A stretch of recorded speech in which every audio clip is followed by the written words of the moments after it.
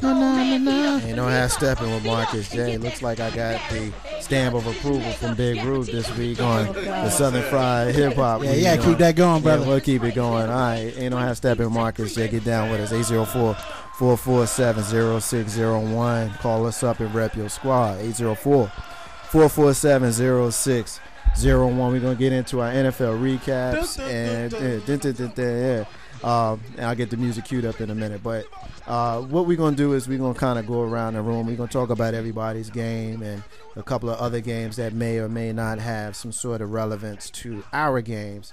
And then, of course, if you want to call us up and talk about your game, feel free, 804-447-0601. So the first thing we're going to do is talk about the New York Football Giants and the comeback victory they had yesterday against the Tampa Bay Buccaneers. And I'll, of course, will take this first and give the fellas and April P an opportunity to kind of get on this if they would, if they choose to do so. I was getting blown up. Cass was calling me. Cass was calling me, and Cass was texting me and giving me all kinds of grief about Eli. One guy had on his Facebook page, simply said Eli M.F. Manning. As if to say, he's at it again. Of course, in the first half, if you didn't watch the game, Giants jumped out to a 6-3 lead and then basically gave it all back and some with 3 interceptions, and they were all legitimate interceptions thrown by Eli Manning. And that's one of the things with this guy. I mean, is he elite? I think he's elite. I've said that he's a top 5 quarterback. I stand by that. But when you watched the game yesterday, you saw the Eli Manning that you saw prior to the first Super Bowl victory prior to 2007. That's the Eli that we saw. He looked unsure.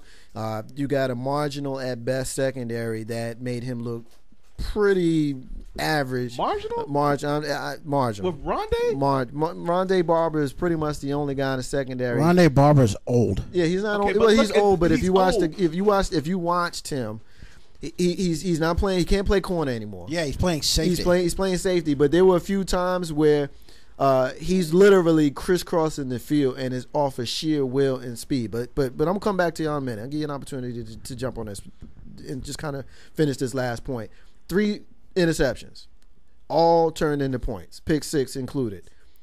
They look terrible, absolutely terrible in the first half. But again, as people want to say Eli is who we thought he was, well, he is who we thought he was because he led the Giants to a comeback, particularly in the fourth quarter, which is what he led the league. Not only led the league, but set a record in last season. Giants can't win this way long term. They just can't. They cannot win this way. Bowls, didn't they? The Giants can't. I did. Giants can't win this way long term. You continue to play this way, and you're not going to have a 7-7 going into a bunch of game streak going into the Super Bowl. You might end up 7-9 in the season. You won't even make the playoffs. Big Rube, I see you itching. Go ahead and jump in. I watched that game. The turning point of that game, and it is probably the most deadliest play ever in that New York Giants have. When he threw that bomb to Victor Cruz, it wasn't a fact that he caught the bomb. It was a fact that he caught the bomb, did his little dance.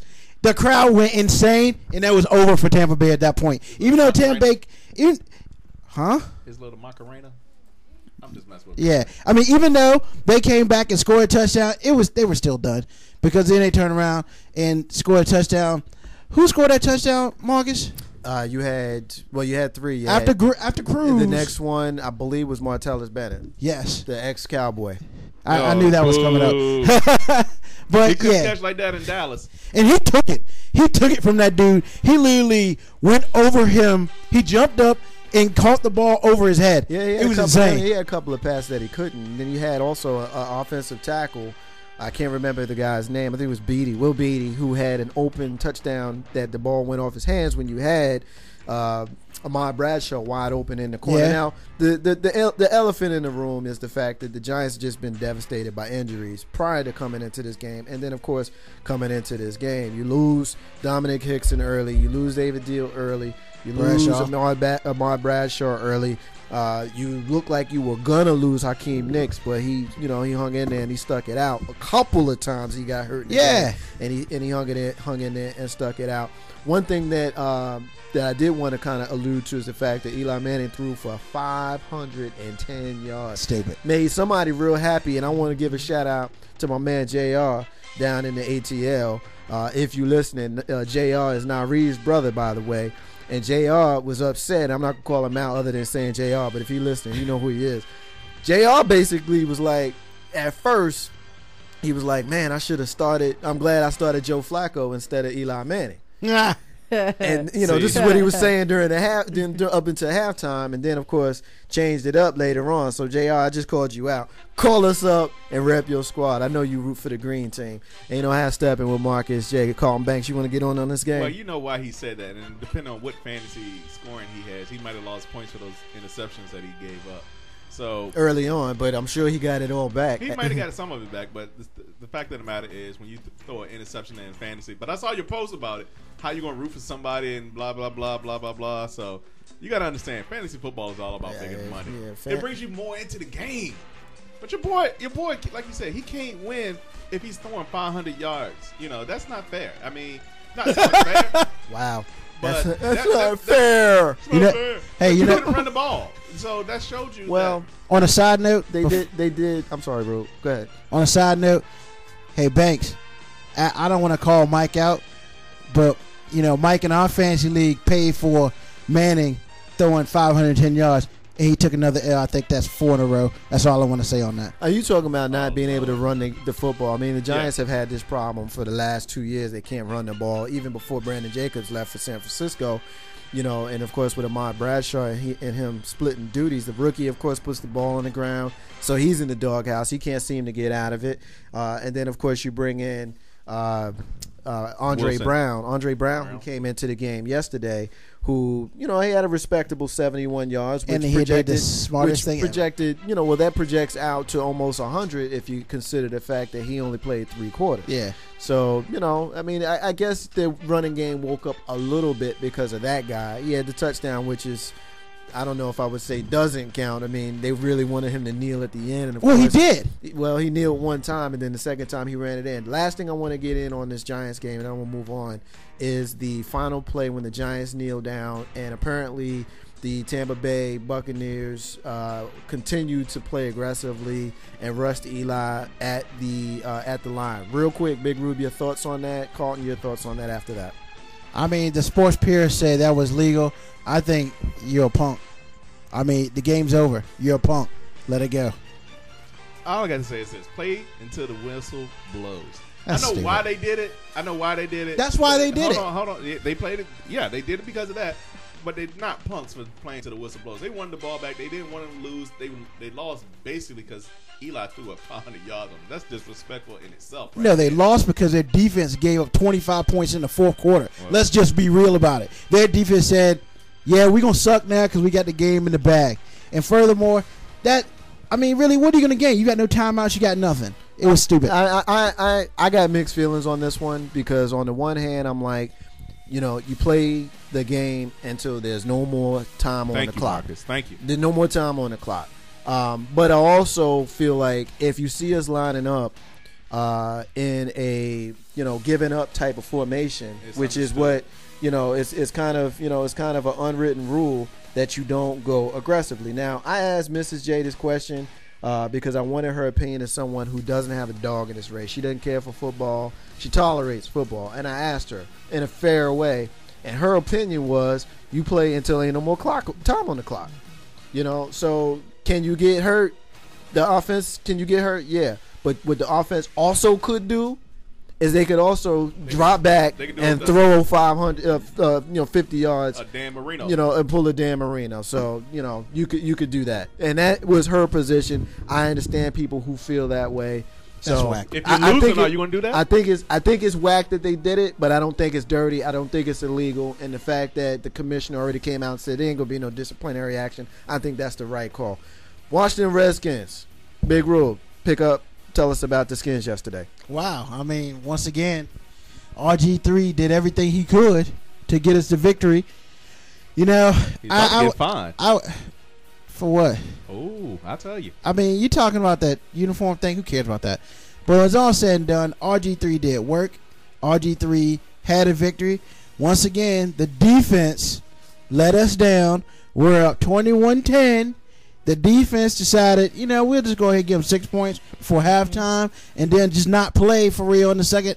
You can talk about the refs and whatever and the hard hits and the cheap shots, and that is what it is. But when it's all said and done, the defense was just like, yo, we're going to let RG3 do it. And RG3 is like, yo, I'm doing what I can, but y'all got to stop somebody. And, I mean, that's the way I feel about it. Yeah, our defense definitely didn't play 60 minutes of football. I heard y'all lost 2 key players. Yeah, we lost Am character and Arakpo is out for the year. Which means now with a torn pec. Yeah, which means now our defense got to play lights out for the rest of the season, which is crazy because last year we lost nobody on front seven. Now we lost 2 in one game. Then who's the other guy? Adam Carricker? Yeah. He played the other linebacker position. Okay. He played, middle linebacker. He had like 5.5 sacks last year. Gotcha. When Arakpo had like 13, and then had like 8. RG3's performance in this game kind of reminded me of Eli Manning's performance in the Dallas game the week before. You look at the box score, he didn't have a bad game if you look at the box score. But if you just watch the game, you were kind of wondering. Like with Eli last week, I'm just kind of watching. I went back and I looked at the stats like, yeah, no, he didn't have a bad game. But, when I watched, RG3 yesterday, yeah, he had his first running touchdown, but he just didn't look quite the same to me as he did the previous week. He went 20 for 29. He had 206 yards.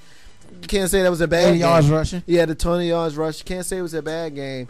But as I'm watching this game, I'm wondering why the Redskins didn't win. No, it's a defense completely. Yeah. Our defense gave up the GOAT. Yeah. Simple as that. I'm going to tell you what also messed it up was that bonehead penalty at the Morgan. end. Yeah, I don't want to talk about Morgan. Colin Banks. No, we can't talk about Morgan. I want Colin Banks' opinion we can't on talk this about one. Morgan. Colin Banks, you saw it. You saw the play. Yeah, I saw it. Morgan. The man sat there and threw the ball at the defensive player. But in front of the referee. And guess who was right beside him? The coach. But why did he do it? I mean, he lost his cool, but did you see something in that play that would frustrate him to Heck the point? yeah. Finnegan pushed him. But Finnegan pushed him on the helmet. He was like basically, get out of here, son. You ain't nothing. That's basic. But that's how he did it. That's just an example. But that's how he did it because you're the closest one to me. I mean, but that's how he did it. He basically called him a punk and you can't do nothing. No, and basically, Morgan lost his composure. Are you supposed to get up and throw the ball at the player like that in front of the ref who is right beside your coach? I would say this, Banks. He got cut. I would say, actually, he didn't, unfortunately. I would say this.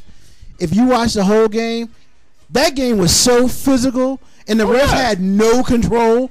I mean, when does London Fletcher get cheap shotted? Never. Nobody cheap shots London Fletcher. But they called a cheap shot on Sean Lee from yesterday. I mean, you're right. They didn't call anything, and that's the problem. But Fletcher was smart enough to know that you get your revenge later, which the next play, he caused a fumble. Mm-hmm. So you do what you do at that point. Morgan's still young. The only reason Morgan is not cut today is because we got to pay him like $20-some million. Yeah, I mean that went from a 45-yard field goal to a 62-yarder, which we shouldn't have kicked. They should have just let RG3 do what he do. To me, we had like a minute left. I mean, you might as well, because if you don't, you're gonna lose. 62-yard field goal. Well, I guess they saw what in a dome. I guess they saw what Green Bay did the week before. Yeah, it was fourth. Exactly. It was fourth down. And it was like 20-some yards to go. Nah, I think I'm kicking the field goal. Yeah, I think kick a 62-yard field goal. I mean, the week earlier, you had somebody made 62. Yeah. Well, yeah, you had the dude from San Francisco. But I'm saying, but Akers got that kind of foot. But Cundiff don't. Yeah, okay. As Banks know, Cundiff don't got that kind of foot. Hey, Cundiff saved the game for us when we were going. Cundiff ain't never kicked a 60-yard field goal in his life. I guess the difference is, do you trust your quarterback? And I don't know what the yardage was at the time, but clearly it was 4th and 20 something. It was like 4th and 25. It was 4th and 25. So do you trust your quarterback to get 20? You got one play.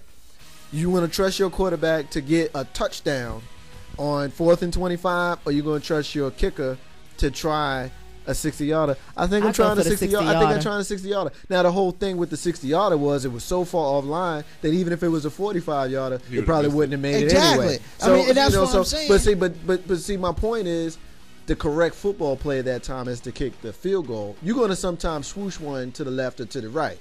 And had it been 45 yards, which is in his range, he would have switched it to the left or the right. It would have lost anyway. I think he would have hit a 45-yarder. Well, so it was in his head? Huh? So it's in I his thought head. it was in his head. But there's some people just don't have that power.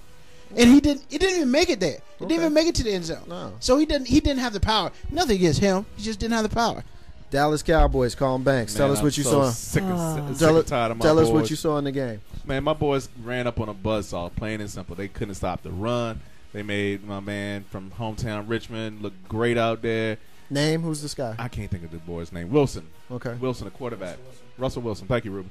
You know, they made him look good. And, you know, give credit where credit is due. They outplayed us. They out-hustled. They did everything right. Block punts. Special teams miscues. I mean, they did everything they were supposed to do. The ball fell in their hand. Marshawn Lynch is nothing but a man amongst boys when it comes to running the ball up the middle. We cannot stop that, and that's been a problem for us lately, and I'm sick and tired of it. My boys supposedly got a better defense. When we played the Giants, we did very well against them. But here we go to Seattle. Seattle's now 2-0 in their daggone division. Are you serious? Seattle?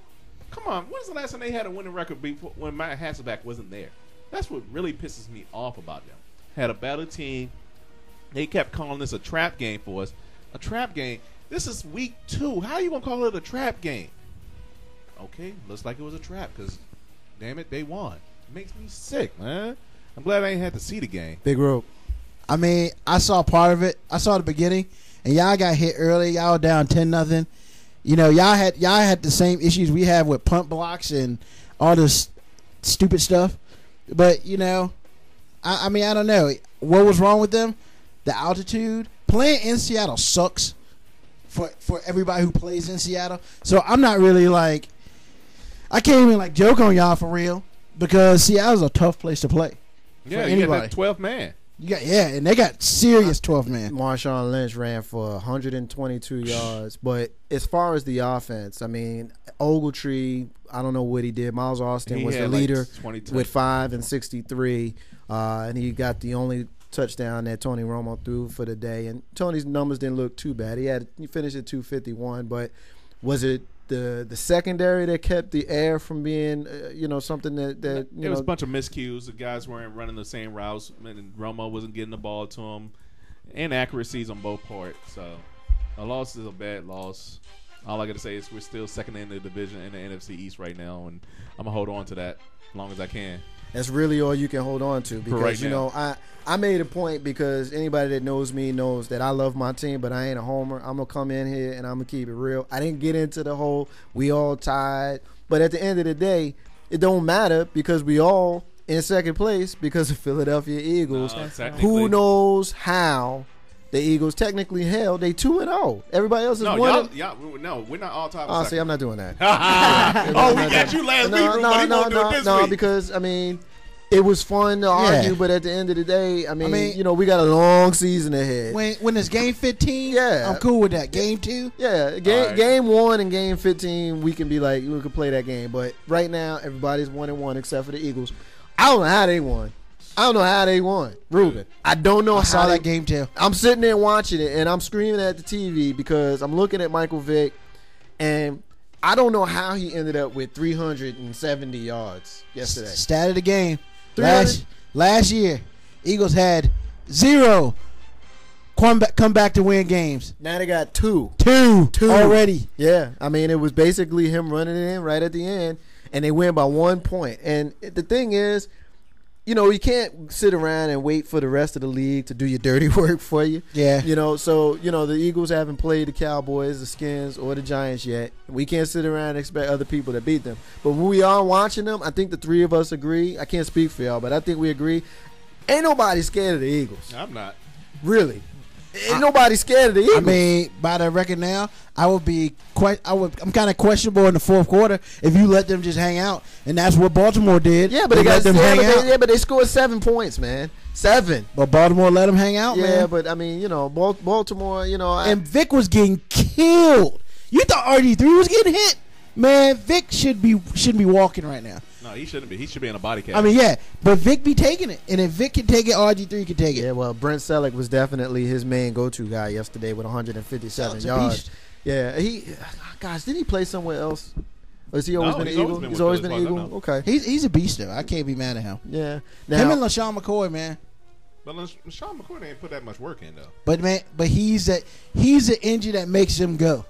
If he doesn't play, they get destroyed. I want to give a shout out to your man Jay Grizzy. After the shellacking the Steelers put on the Jets yesterday, I was one of those people who came out a week ago who thought that maybe the Jets had turned a quarter. They scored 48 points in their opening game against Buffalo. And then yesterday they put up the biggest stinker. Didn't even score after the halftime, losing 27-10. Mark Sanchez with a meager 10 for 27 with 138. They only had 33 yards on the ground for their highest rushing player, fellow by the name of Powell. I can't remember his first name. Of course, Ben goes out 24 for 31. Very efficient, 275. Big Rube. Pittsburgh beat the Jets butts last night. I mean, but that's what happens when you don't have your star cornerback who talks all the time. You know, you can say what you want, man, but I can't remember his name. But what's called not being there, that's a problem. I mean, basically you said, hey, you can throw on anybody we got because there's one person. About Darrelle Revis. Darrelle Revis. Without him there, because he really shuts whoever he's checking down. Yeah. And then you got the other dude. Eventually, they're going to just double team him. So it's just, you're screwed. Without Darrelle Revis, oh, man. Yeah, but you look around the league, you give up 27 points, you should be in a competitive game. They scored 7. When you score 28 points, you should win. Well, you're right. Yeah, you should. But if you Yes. True. But you know, there's certain point totals that are in the could win or could lose. Mm-hmm. I would say anywhere between 20 and 30 could win, could lose. So they gave up 27. Could win. Unless you don't score. I said 7. They scored 10. 27-10. Yeah. So you can't blame the fact that Sanchez and Tebow Tebow, of course, only was on 3 plays from what I remember. They only scored 10. So what does Darrelle Revis have to do with that? He on the other side of the ball. Darrelle Revis probably takes one of those scores away at the very least and keeps it closer. I mean, so they lose 20-10. But you know what? The thing about it is, just like what happened in the Giants game, certain plays, certain scores can affect the game emotionally. Like, I don't care who you are, I don't care what team you like. When Victor Cruz goes out there and scores a touchdown and he does his dance, you just get hyped. Regardless, I mean, I'm a Redskins fan, and if they play us and he does that, I'm gonna get up and start dancing, unfortunately, even though I don't really like the dude, but it just gets you hyped. And if you don't have that type of player on your team, like the Jets don't, you know, it's a problem. Colin Banks, stay up late to see the 49ers get that victory. Dude, that was a good game. I don't care what you say. They shut down Calvin Johnson. That man is a beast amongst men, but they shut him down. They did not let him get off. He got a couple of yards in there, but and finished with 94. Yeah, but he had to get that extra 94 in like garbage time. Right. I mean, he was not a factor until late in the game. Right. And what's up with the I got 2 words. But you know what though? Go ahead, your 2 words. Madden cover? Madden curse. Oh yeah. Yeah. Yeah. Has he even scored this year? No, I don't think he scored. I don't think so. But you know what though? I'm listening to the 49ers fans, and you know, 2-0, justifiably proud of their team. You know, you got a lot of the analysts saying that they are the most complete team in the league. I'll be honest with you, they won both their games, but I didn't see this great dominant team. No. I seen a team that won both their games, just like the Eagles won both their games. So like the Seahawks. Yeah, you know, so we'll see what's going to happen with the 49ers as the season progresses. Do I think they're the class of the NFC? Yes. Do I think they're the best team in the league? I think you got a team like Baltimore who's 1-1 that would have something to say about that. You know, you got a team like the Giants, you got the Dallas Cowboys, you also got the Redskins who will all have something to say about that.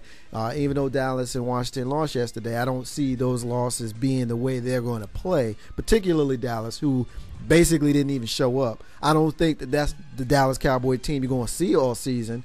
So, you know, I don't have the schedule in front of me, so I don't know if the 49ers are going to have to see Dallas this season, but you don't see them. So, but I don't know that I'm willing to call them the class of the league. Colin Banks is going to screen that call for me real quick. On the 49ers in the Lions. I mean, everybody made a big deal about Matthew Stafford. This was supposed to be his coming out year. Not real sure what he's going to do going forward. He finished with 230 yesterday, Ruben. You see anything in him that makes you think that he's going to take a leap into the top? Matthew Stafford, the quarterback for the Lions. Do you see him maybe stepping into the next realm? No, not seeing it. No, I mean, who's the other receiver for that team? Well, I mean, you got Calvin Johnson, but pretty much that's it, as far as I can see. I mean, you need two receivers, man. Until you get the dude some help. I mean, Burles is gone. Right. He's in Minnesota. Right. The running game is suspect. You know, I mean, yeah, you just gotta get him another receiver, then talk to me. Ty Cool is on the air. Ty Cool, what's going on, brother? Hey, nothing much, Marcus J. What's up, Big Bro? What's up, Carl Banks? What's up, Miss ABC? What up? What up? How you doing, brother? I'm doing good, brother. I'm up here. I'm up here on my part time right now. I got a little moment to spare. I just want to call in. And man, y'all putting it in tonight, man. like I was telling you, Marcus. I was playing catch up a little bit because I missed a lot of football yesterday, and when I finally got around, I was looking at some of the Pittsburgh and New York Jets. I mean, and like I'm telling you, the Real Reavers not being there, okay, that would be one thing for them. But at the same time, with the Jets on offense, what is their identity? It's still a question. Well, the thing is with the Jets is I don't think they have an identity. I think it was fool's gold to see them score 48 points last week when they didn't score a touchdown at all during the preseason. Ty, what's your team? Shoot, man, I'm glad we won yesterday, man. I'm still a Bengals fan, long time. Wow, Ty Cool is a Bengals fan. Ty Cool, Go ahead and tell the listeners where they can find Ty Cool. Man, y'all can find Ty Cool in the Throwback Lounge, dog. Every Saturday from 2 until 5, right here on globalscaleradio.net, where we shout out Ain't No Half Steppin with Marcus Day and that whole crew.